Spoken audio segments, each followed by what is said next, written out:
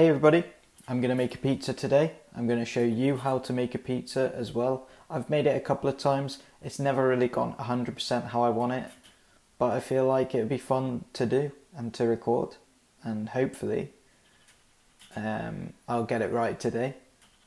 If not, I'll still show you the recipe and see if you can do a better job at it than me. Maybe I'm doing something wrong, but I'm sure you'll let me know. Let's get into it. Okay, so the first, most crucial step, especially in a pandemic, is to wash your hands. So I'm going to do that. I'm going to angle the camera down first though, just so you can see what's going on. Let's get our hands nice and clean. Hey everyone, welcome to this new exciting video. We're going to be making a pizza today. We're following the margarita pizza recipe on the BBC Good Food website. We're halving the portions essentially because I only wanted to make a small one. So we're going for 150 grams of flour, a teaspoon of yeast, a teaspoon of salt. We're mixing that together. I really enjoyed making this. To be fair, it's probably been one of my favourite things to make. It's just really nice when you know that you're making it from scratch and you know everything that's going into it. You basically created it from nothing, essentially.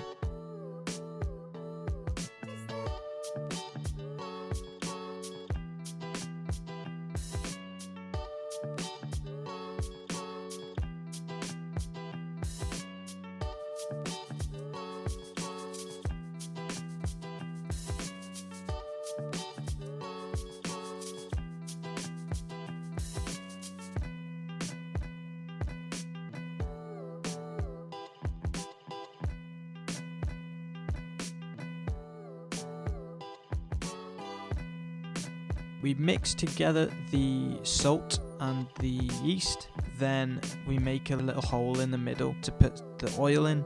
The oil's going to be a tablespoon of oil. I've got a soup spoon here, but that doesn't really matter. So, tablespoon of oil, and we put that in the little hole that we create in the middle of the bowl. As you can see, I make a crucial mistake here by using a metal spoon. What was I thinking? Especially when the water goes in and it all gets stuck to the spoon. It's better to have a wooden spoon, guys. Just go into it with a wooden spoon.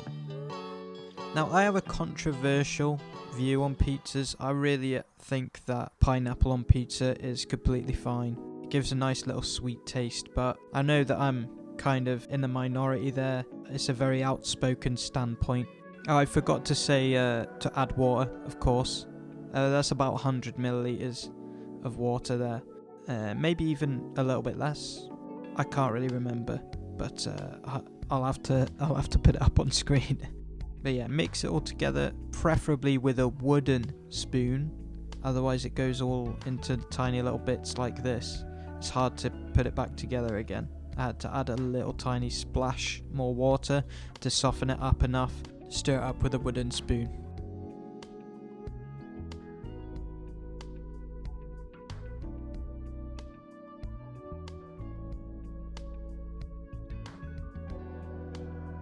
After you've done that, what you want to do is prepare the workspace for a little bit of kneading the dough. So with kneading the dough, sometimes you do this after proving, which is leaving it to rest for a bit and grow. But I wanted to do it now because I didn't really know what I was doing. But that's fine. It still turns out alright. I was more to do with just getting everything into one clump. That was what was important there. While that is proving, we're going to get the rest of the ingredients ready. So we're using a bit of tomato passata. Here I added a little bit of black pepper and oregano to the pizza base. This is just to add a little tang to it really, and a little bit of spice. Just wanted to get a bit creative with it really.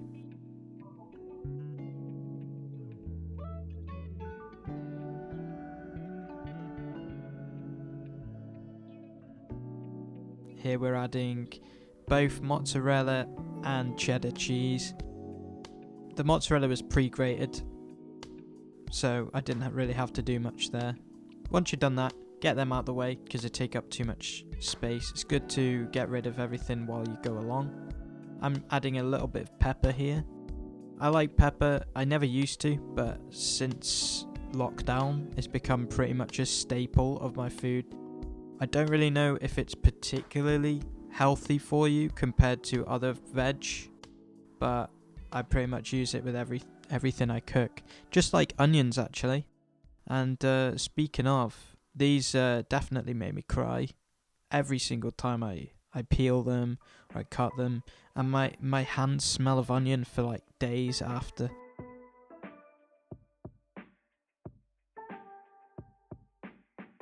Dice the onion, get it up into small little bits to put over the pizza. I only needed half an onion for this recipe.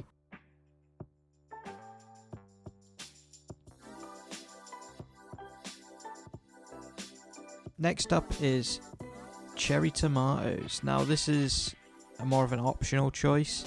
I like how they do it in Pizza Express, where they put that cherry tomatoes onto a margherita pizza. Nice little juicy bit of difference. I don't know what I'm saying.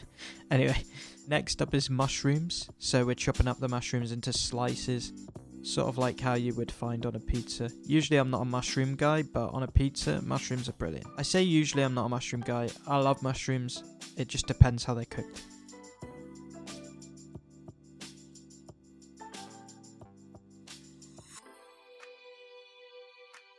Okay, now we're flouring up the board again. Now we're kneading it properly. I don't really know what kneading does.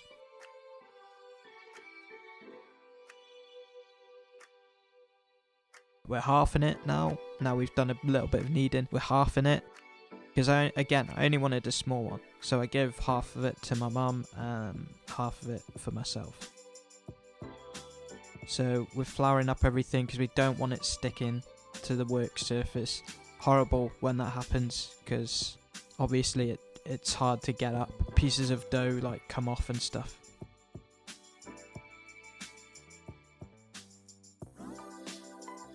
So you want it really, really floured up, and then after you've rolled it out and got everything to a good level of flouring, you want to just dust it off at the end. Make sure there's no excess flour when you put it onto the baking tray.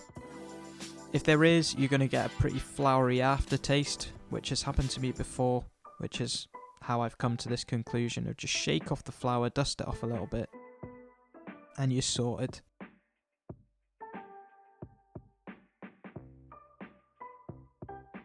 Now this one was a bit of a weird shape. This is how my pizzas usually turn out, a bit weird. But this one's a special case where it actually looks quite circle. Like, I'm pretty surprised with myself at how well I managed to do this one. Bit of an amateur cook, but I do love the serenity of cooking. Get to listen to all my music, all my podcasts, everything like that, and just get lost in my own world. I just think it's so cathartic. Put all the toppings on. You want to basically cook it for about 8 to 10 minutes on quite a high setting. I think mine's gas 9. I don't know what that is on a conventional oven. I think I went a bit overboard with the toppings here. And obviously a dash of olive oil to finish. I'm not really sure why. That's what I was just following the recipe for that. But yeah, it's not too bad. I mean, you could probably do a better job. And then just do the same to the other pizza. Yeah, just using up all the toppings for this one. Using up as much as possible.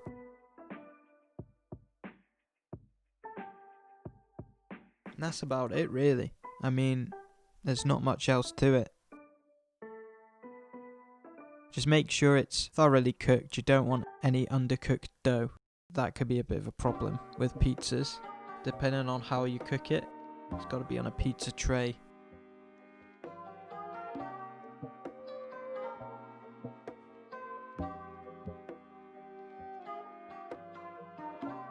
Look at that, man. Doesn't look too bad until it gets cooked, and then it will turn into a bit of mush like this. But yeah, that's about it. Hopefully this was instructional enough.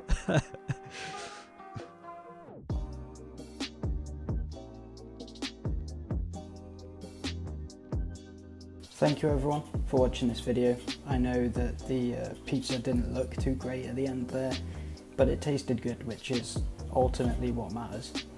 Next time I'll go a bit easier on the toppings, but if you have any more interesting recipe ideas for me to try, I'd love to give them a go. So let me know in the comments below. And if you like this sort of thing, then subscribe for more. I've got a load of different videos you can watch from the previous weeks that I've done. Hope you like this video. I'll see you in the next one. See ya.